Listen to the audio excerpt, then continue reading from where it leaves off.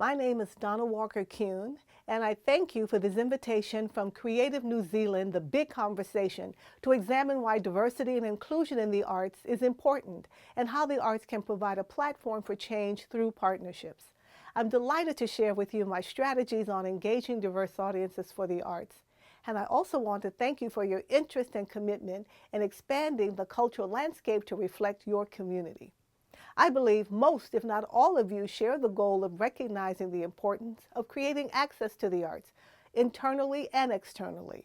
And ultimately, the opportunity we have before us is to create a culture of diversity and accessibility for the arts. It is long-term and multifaceted, but it's imperative for the future of our arts development in the world. You should ask yourself, what is the current state of diversity today? What influences success, and how do we measure success? What should it look like, and what role can you play to make the audiences reflective of today's society? So as you develop your initiatives to create cultural diversity, become familiar with your changing demographics on the continent. I believe the answers lie in dynamic leadership, effective partnerships, cultural ambassadors, and legs that touch various levels of communication. Also programming that resonates with the target audience, and developing a culture of equity and inclusion that will touch planning, execution, and follow-up. So let's start with leadership. I think with any endeavor, you begin with the framework and the leadership.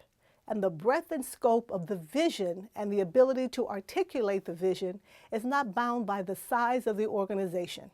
I've been fortunate to work at cultural institutions that are very large and very small.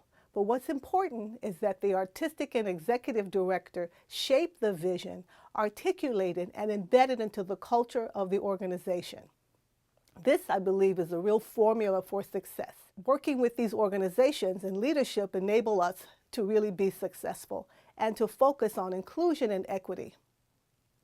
The vision for any organization, any arts organization today, must include the commitment to diversify audiences and staff in all the relevant delineations.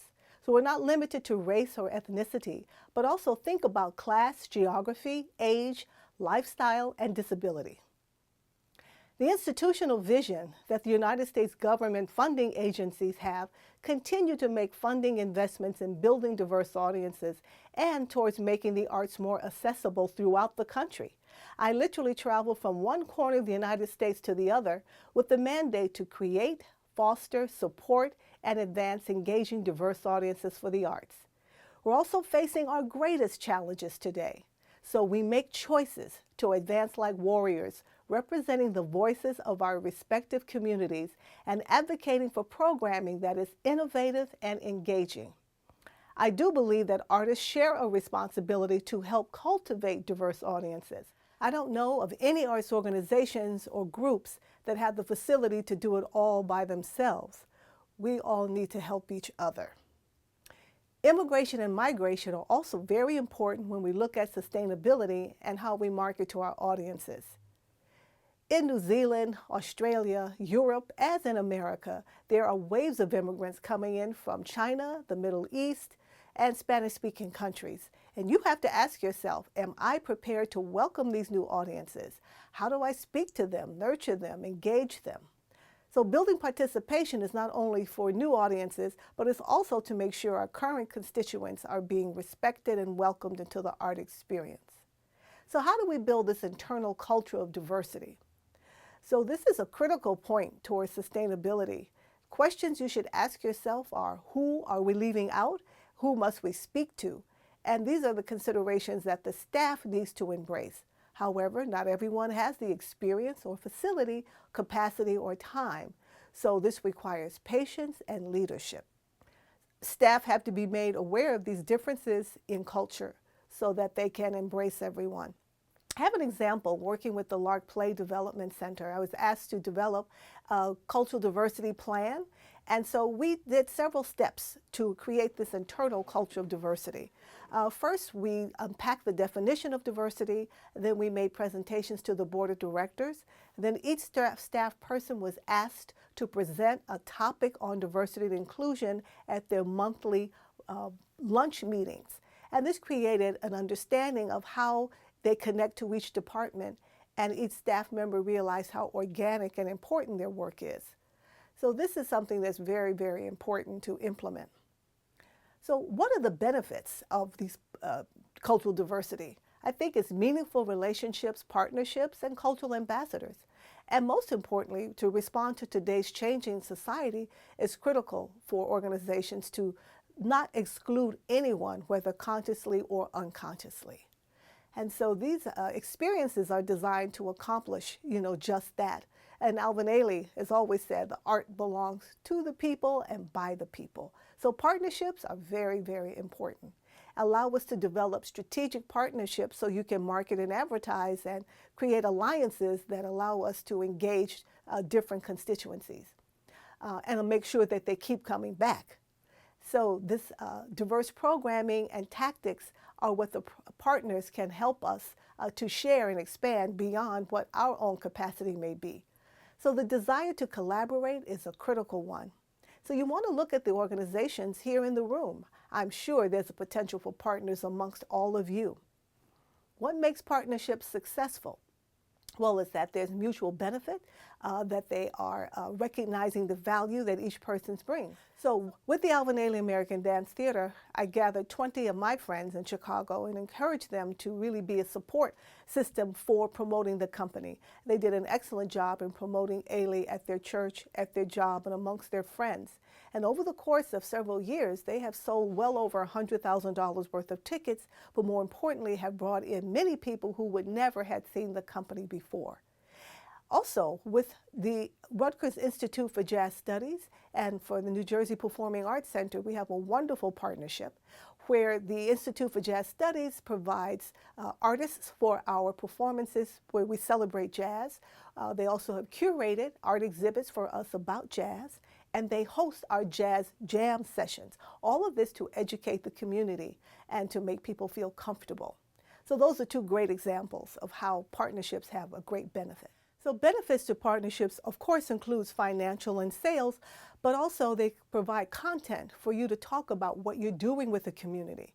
So cultural leaders and tastemakers can be drawn from many different arenas, from your working professionals to your neighboring schools, to civic and social organizations whose membership resonates with your specific goals, faith-based organizations, especially your music and dance ministries.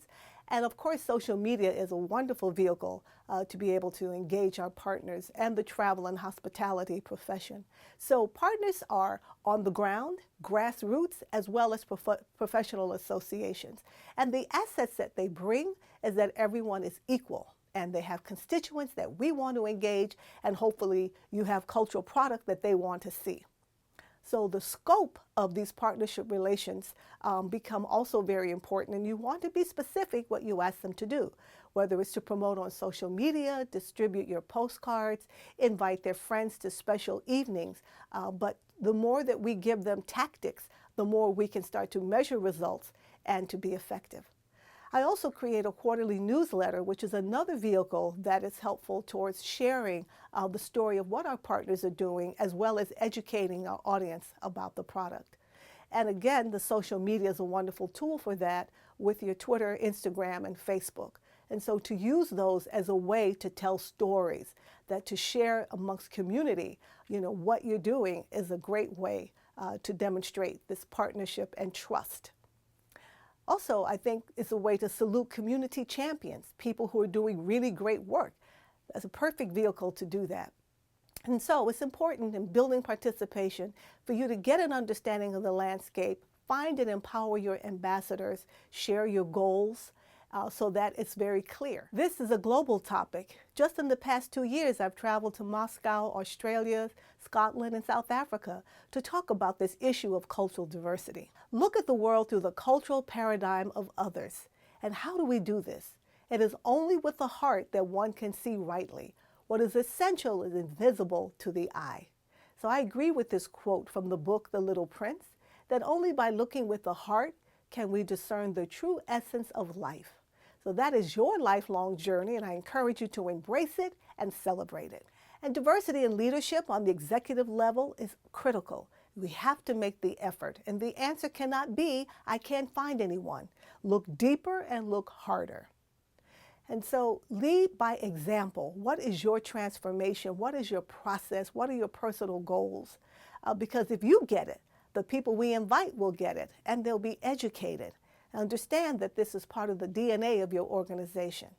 Remember, this is not a problem we're discussing. It is something that is necessary because of our changing demographics and to pay respect and homage to many of our communities that have been largely ignored. And so we want to embrace it with that kind of spirit and make sure that all of our constituents feel there's a safe place for them to share what they feel, whether or not we feel uncomfortable, but to build that trust. And this is what we need to get to the end game. And that, my friends, is my formula for creating diverse audiences for the arts. Thank you.